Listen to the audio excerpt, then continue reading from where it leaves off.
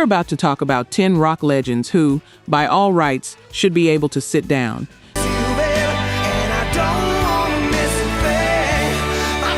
People who already sold out stadiums, made the hits, paid every possible due, more than earned the right to stop.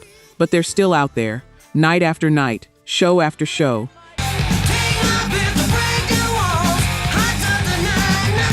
And when you hear why, it's not inspiration, it's the industry.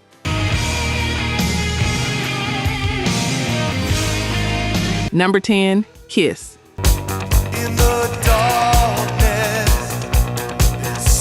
When Kiss announced the End of the Road farewell tour in 2018, Gene Simmons looked into a camera and promised this was it.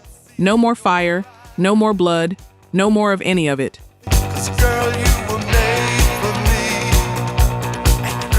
The tour launched January 31st, 2019. 250 shows, 13 legs, 4 continents, 5 years.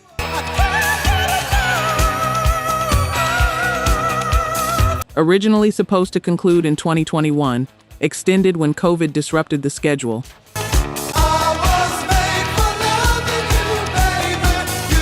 And in December 2023, it finally reached the last 2 nights at Madison Square Garden, where it all began 50 years earlier.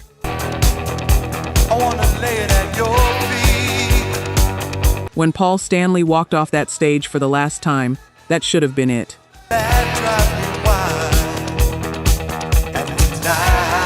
But at the end of the final encore, instead of a curtain call, instead of the lights going down, the giant screens lit up.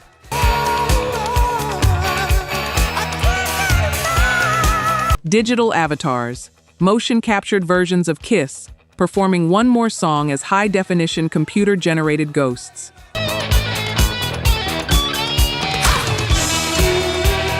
And the announcement came, Kiss wasn't ending. Kiss was evolving into something that never has to stop. No tour buses, no aging knees, no vocal fatigue, no hotel rooms, just the brand, performing forever, on screens, at whatever venue will host a virtual show.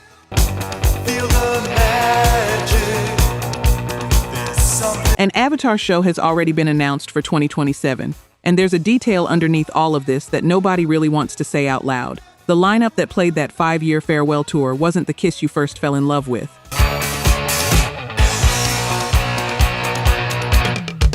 Ace Frehley, the original spaceman, wasn't there. Peter Criss, the original Catman, wasn't there. They'd been replaced years ago by Tommy Thayer and Eric Singer, who wear the same makeup, the same costumes, play the same parts.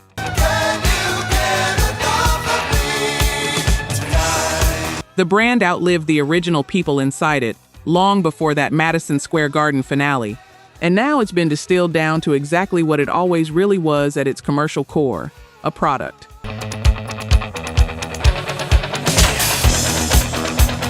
An entity designed to generate revenue past the point where any human body could sustain it. Whether that's brilliant or heartbreaking, probably says something about where you stand on the whole thing. I'll let you decide.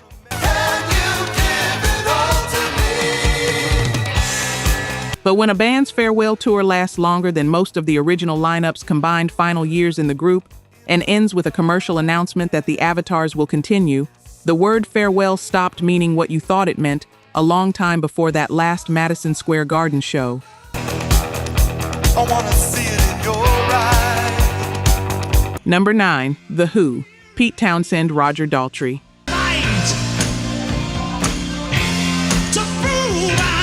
In 1967, Keith Moon put explosives inside his drum kit on the Smothers Brothers Comedy Hour, during My Generation, live on national television.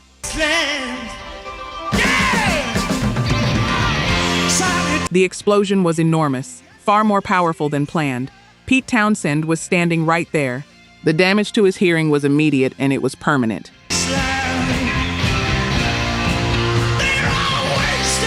His right ear took the direct hit. In the years that followed, the tinnitus settled into the specific frequencies where he plays guitar, meaning every time he touches the fretboard, there is a persistent ringing at the pitch of the instrument he loves most.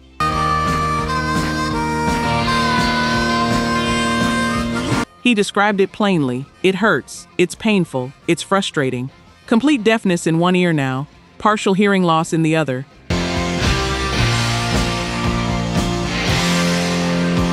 He spent decades using in-ear monitor technology, specifically to let him keep performing without destroying what remained.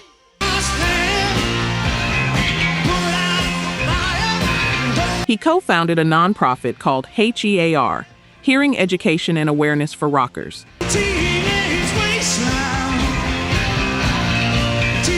Because of direct personal experience with what loud stages take from people. And still he tours.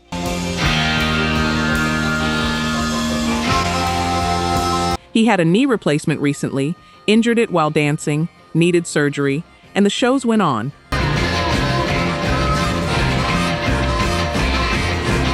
But here's what happened not long ago that I can't get past.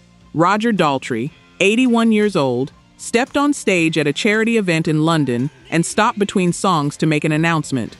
Not about the set list, about his body. Don't cry. The joys of getting old mean you go deaf, he said. And then, I also now have got the joy of going blind. The audience went quiet, and then he smiled.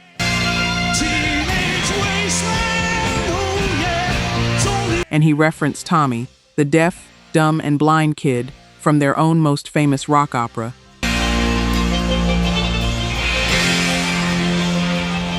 Fortunately, I still have my voice, Daltrey said, because then I'll have a full Tommy.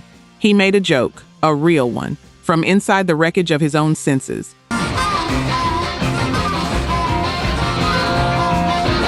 That's what 40-plus years of being told the show must go on does to a person. You absorb it so completely that the only response to your body failing is a rock lyric about your most famous character.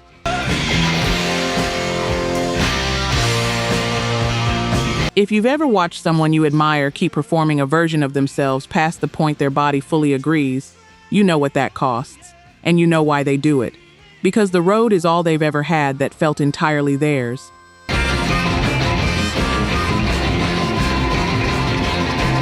Let's look at the numbers. Only 9% of you are actually subscribed. Honestly, that's tough to see. Our team spends days hunting down archives and verifying every single fact just to tell these stories right. If you've made it this far into the video, you're clearly part of the community, so please hit subscribe.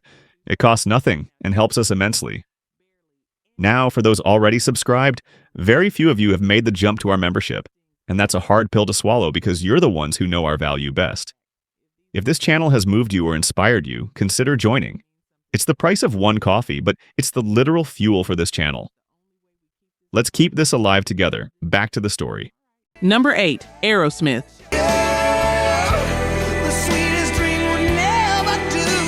On September 3rd, 2023, Aerosmith walked on stage in Philadelphia. Peace Out, the farewell tour.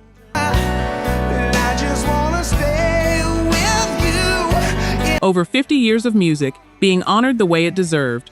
Proper goodbye. First show went well. Second show went well.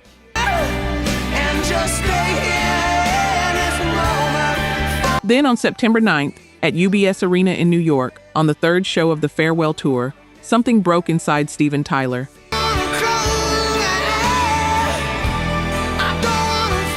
A doctor confirmed he hadn't just strained his vocal cords, he had fractured his larynx.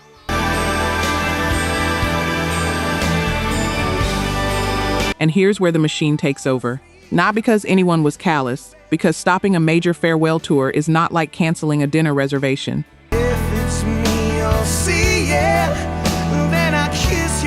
The infrastructure, promoters, venues, ticket holders in 40 cities, support acts, sponsors, television deals, the entire commercial apparatus built around 60 shows could not simply halt.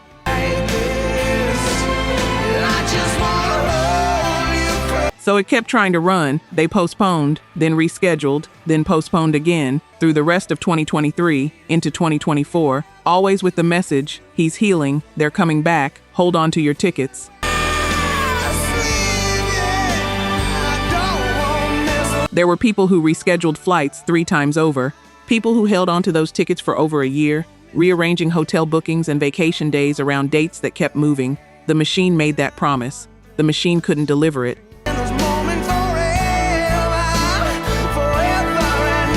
And there's a detail that sits underneath all of that which quietly breaks your heart. Joey Kramer, the founding drummer, one of the 5 men who crammed into a car and drove from Boston to New York and started this whole thing in 1970, wasn't there for the farewell.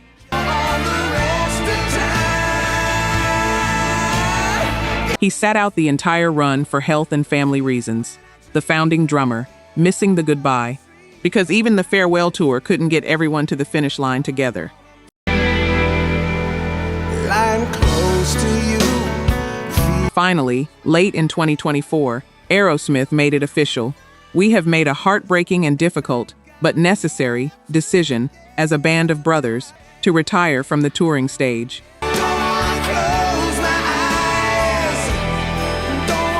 A necessary decision, not a choice. A conclusion their bodies forced on a machine that wasn't built to accept one. They tried to give the fans the goodbye the fans deserved. Tyler's larynx said no.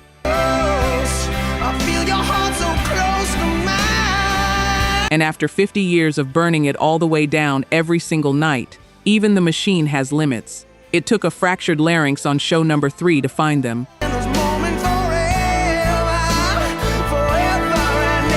Number 7, Def Leppard.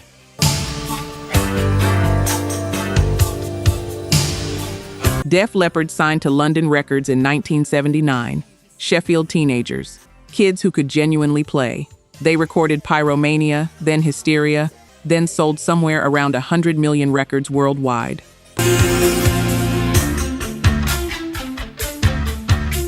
Pour Some Sugar on Me, Rock of Ages. Songs you can hum note for note without thinking. Songs baked into the muscle memory of a generation, and for decades, they assumed the financial side of things worked the way it felt like it should.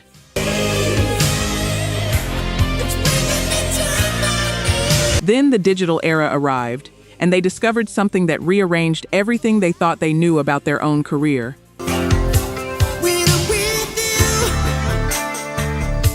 Universal Music, which had absorbed their original label through decades of corporate mergers, owned their master recordings. Not Def Leppard, Universal.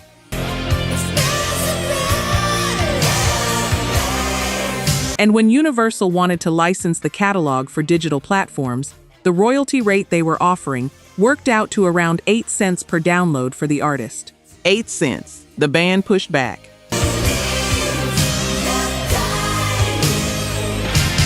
Universal reportedly put tracks on platforms without proper agreements, paying rates they had chosen unilaterally.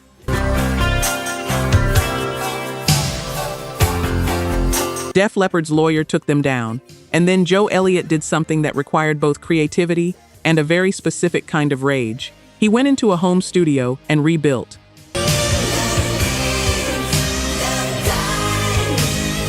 They meticulously recreated Pour Some Sugar on Me, note by note, same guitar tones from the original Mutt Lange sessions, same reverb, same production decisions.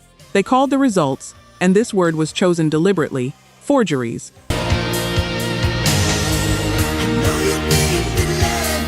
So close that Mutt Lange himself, upon hearing the finished versions, was reportedly impressed.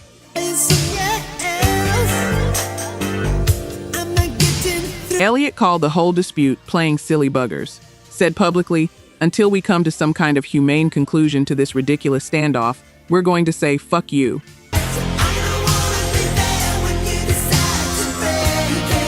And while that standoff ran, the stage became the only place they could earn cleanly.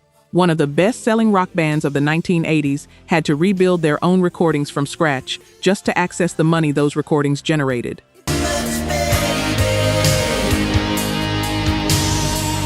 The songs you grew up on, the riffs that live in your hands, they had to make forgeries of themselves to get paid for what they already made. That's not a footnote, that's the industry in one sentence.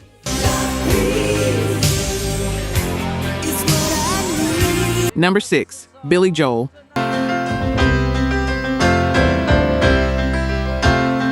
Billy Joel hasn't released a new rock album since 1993, River of Dreams, over 30 years ago.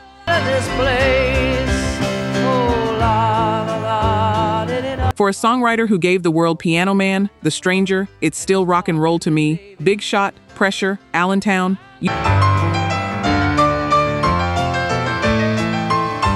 you might wonder what happened to the creative machine behind all of that. The answer is Frank Weber.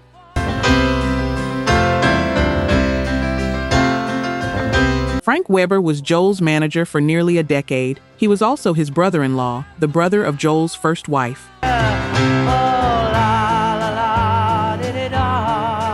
He had power of attorney over Joel's entire financial life. And during that decade, while Joel was touring, writing hit records, building one of the most successful careers in the history of popular music, Weber was spending the money. Smile ran away from his face, but I'm sure that Real estate purchased in Joel's name, racehorses, luxury items, investments into Weber's own companies made with Joel's funds.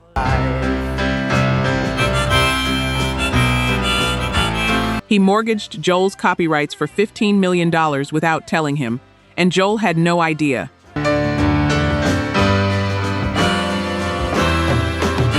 He'd run into colleagues in the industry who'd say, "You shouldn't have a problem with money, you've had all these hits."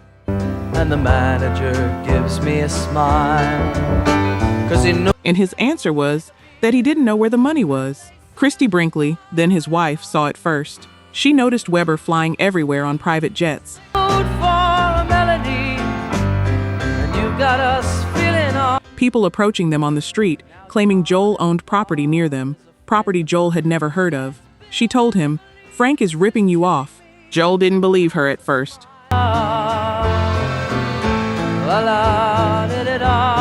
Frank had become a confidant, a trusted advisor, the godfather to his daughter. Then he tried to renovate a house and couldn't access the money he should have had.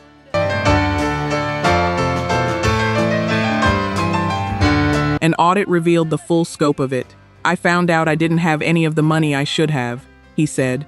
"It hit me like a ton of bricks. On top of everything else, he also owed the IRS $5 million, money he didn't have."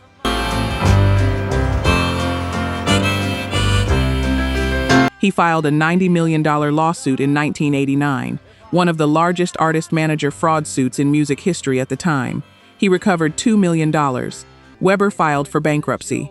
Sing us a song, you're the piano man. Sing us. And then Joel said the one thing that explains why he's been on the road ever since. "I realized I gotta start all over again. I gotta go right back to writing new songs, recording new songs, and go out on the road and try to make that money back." The man who was supposed to protect him, inside his own family, and the only way back was the stage. Better than drinking alone.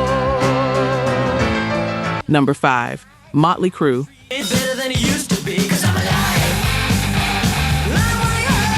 On January 28, 2014, all 4 members of Mötley Crüe stood at a press conference in Los Angeles and signed a document. Not for the cameras, not as a publicity gesture.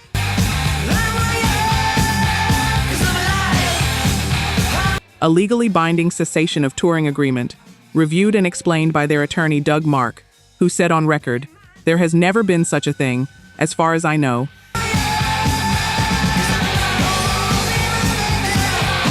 It's an agreement that binds the 4 of them to not utilize the trademark for touring in the future. Vince Neil said they wanted to go out with all 4 founding members on top, properly.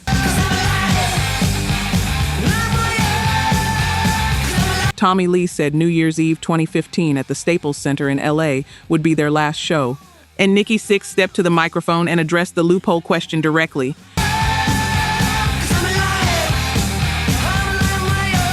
Because reporters kept asking, and he said something very specific. "Legally, we can't play again." Then he went further. "There is no amount of money that would ever make me do it again, because I have such pride in how we're ending it. No amount of money."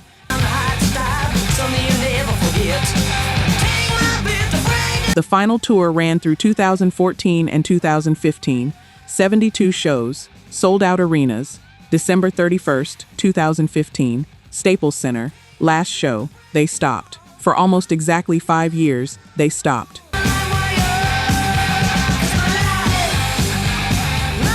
And then on November 18th, 2019, they posted a video. In the video, the cessation agreement, and the desk it was sitting on, exploding into flames.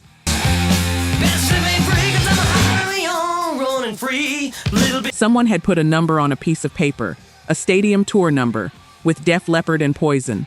And the band that had legally sworn to never tour again looked at that number and decided the potential lawsuit for breaking their own contract was less compelling than the commercial opportunity in front of them. Run free, a little bit better than it used to be, 'cause I'm alive. The stadium tour launched in 2022 and earned $173 million, sold 1.3 million tickets, the most successful tour any of those bands had ever played.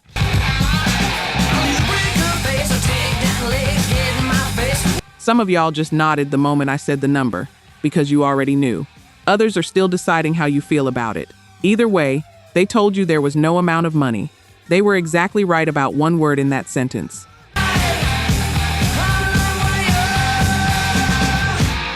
Number 4, John Fogerty.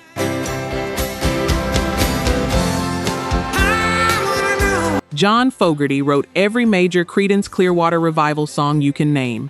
Proud Mary, Fortunate Son, Bad Moon Rising, Have You Ever Seen the Rain, Born on the Bayou.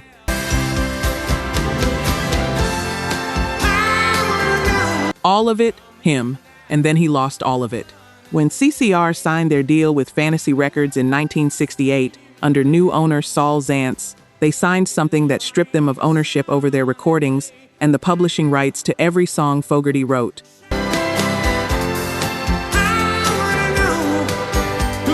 Without fully understanding what they were agreeing to at the start of their careers when they were young.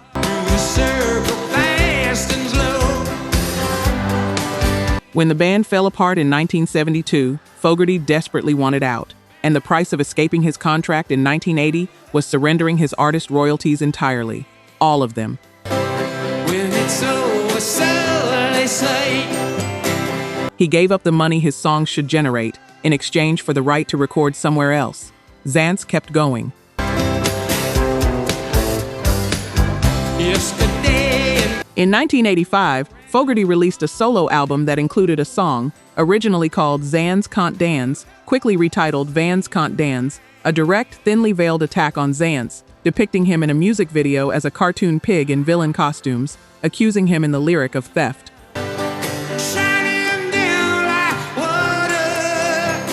Zaentz sued him for $144 million. They settled out of court. And then Zaentz sued again, this time for plagiarism.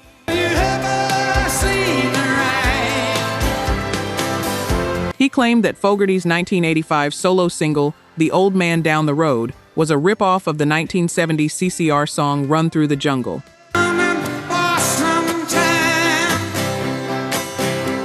Here's the thing about Run Through the Jungle. John Fogerty wrote it. Zaentz owned the copyright because of the original deal.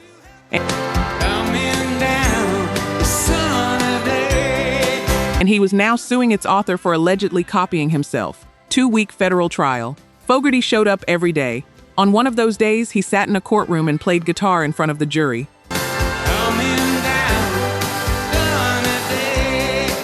Performing both songs live, side by side, to prove they were different pieces of music. He won, but winning cost him $1.3 million in legal fees. He pursued the right to recover those fees all the way to the United States Supreme Court.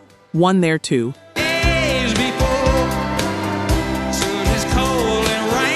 For years after all of it, he refused to perform CCR songs live at all, because performing them still traced royalty paths back toward Zaentz.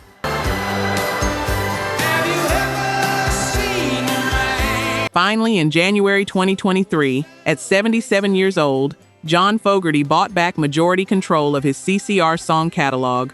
"I own my own songs again," he said. "I am still in shock."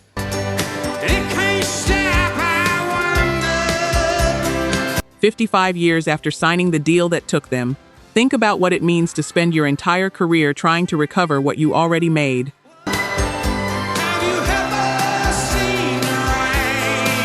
Number 3, Brian Johnson, AC/DC.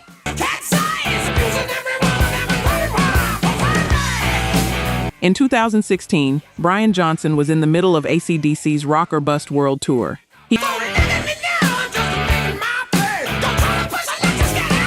He'd been struggling for a while, not able to hear guitar tones clearly on stage, getting by on, and this is his own phrase, muscle memory and mouth shapes.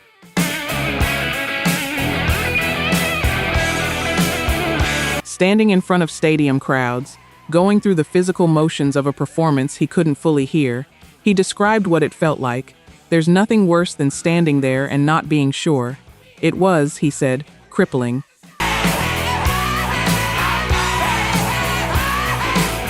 On March 7th, after a series of examinations with leading specialists, a doctor gave him his verdict. If he continued performing at large venues, he risked total and permanent hearing loss. Everything gone.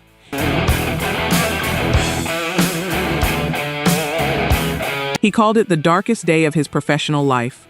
And here's the specific detail that cuts deepest into what this industry asks of people. In his memoir, Johnson writes that he had been intent on fulfilling contractual obligations to perform, right up to the moment the doctor told him he physically had no choice but to stop.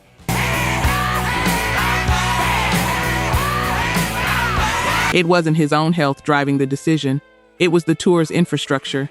Venues already booked, tickets already sold, dates already set, that kept him trying to push through partial deafness, standing on stage, delivering a show he could barely hear, because the machine demanded he be there.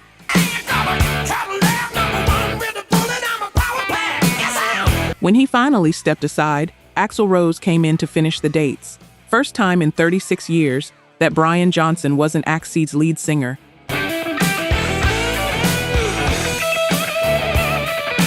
He later wrote that in the weeks following, he had thoughts of driving his car into a wall. That's not a figure of speech. That's a man whose entire identity was taken from him simultaneously by physical damage and commercial obligation.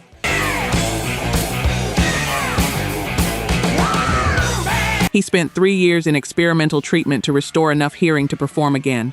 A specialist visiting his home monthly. He came back, made another record, returned to the stage in July 2023 at the Power Trip Festival.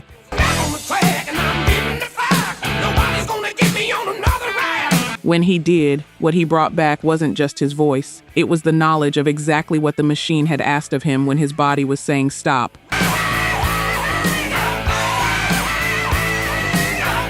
And the machine's answer had been, keep going. Keep going until a doctor physically forces you off the stage, and the show must go on.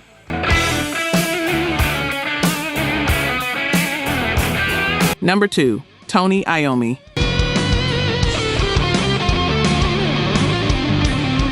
Tony Iommi has been playing guitar with damaged hands his entire career. In 1965, before Black Sabbath existed, before heavy metal existed, a factory stamping machine took the tips of his right hand middle and ring fingers.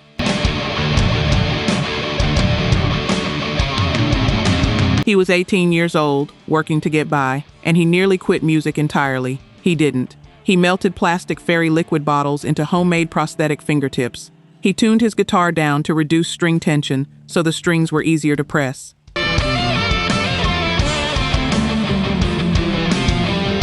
He developed a way of playing that no one had ever heard before.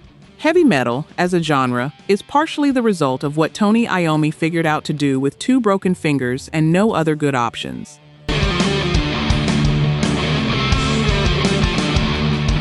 Then in January 2012, after Black Sabbath announced a full reunion, Ozzy, Geezer, Tony, back together, doctors found a lump in his throat. Non-Hodgkin lymphoma, blood cancer.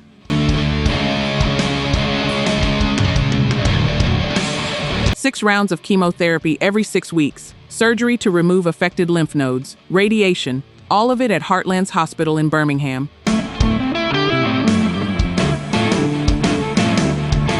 And during all of it, he kept recording. The album 13 was built through treatment. It won a Grammy.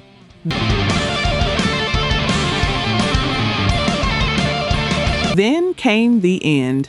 Black Sabbath's farewell world tour, 2015 to 2017, and by this point, his surgeon had told him something direct and difficult.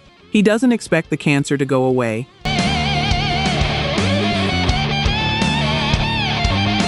These are words you sit with differently when you're about to go on a global farewell tour.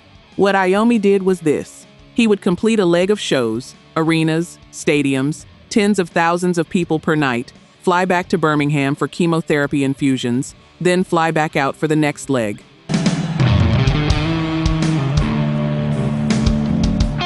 Show, treatment, show, treatment. The stage, then the hospital, then the stage again.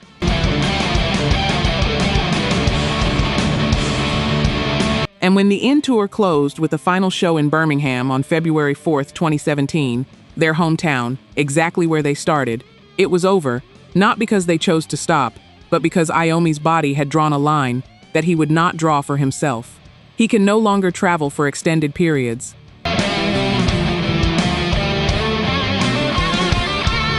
That's the medical reality that ended it. If you've ever kept doing something you loved, past the point your body told you to stop, just because walking away felt worse than the pain, you understand something about what Tony Iommi has been living since the age of 18.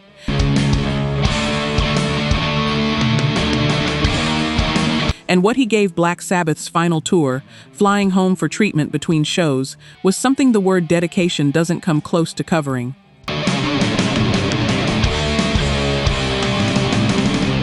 Number 1. Ozzy Osbourne.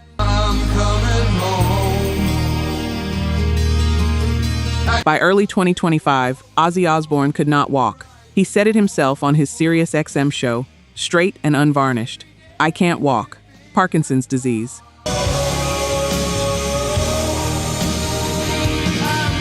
Diagnosed in 2020, after a fall at his Los Angeles home in 2019, dislodged the metal rods placed in his spine after a near-fatal quad bike accident in 2003.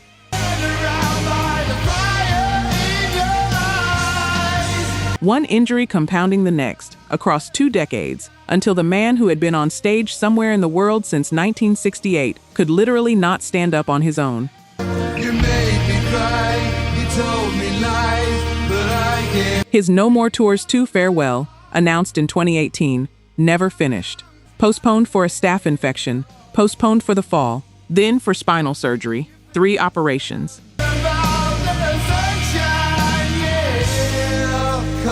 Stem cell treatments, a robotic procedure, and finally, officially canceled in 2023.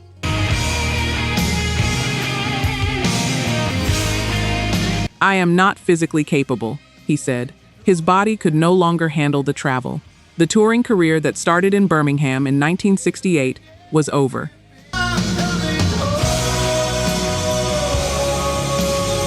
And even then, he wanted one more show, with the original Black Sabbath lineup, all 4 of them, Tony Iommi, Geezer Butler, Bill Ward, and Ozzy, together in Birmingham, their hometown, for the first time since 2005.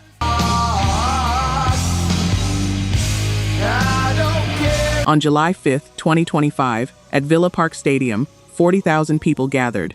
A black throne rose up from beneath the stage.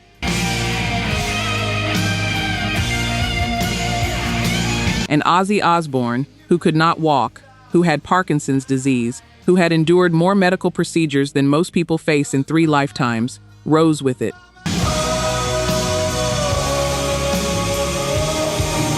He looked at 40,000 people and said 5 words, "Let the madness begin." And he sang, his voice still there, his body carried to that stage on a throne because it could no longer carry itself. Stand to say goodbye, Mama. 17 days later, on July 22, 2025, Ozzy Osbourne died. He was 76 years old. Sit with that. Not as news you already heard.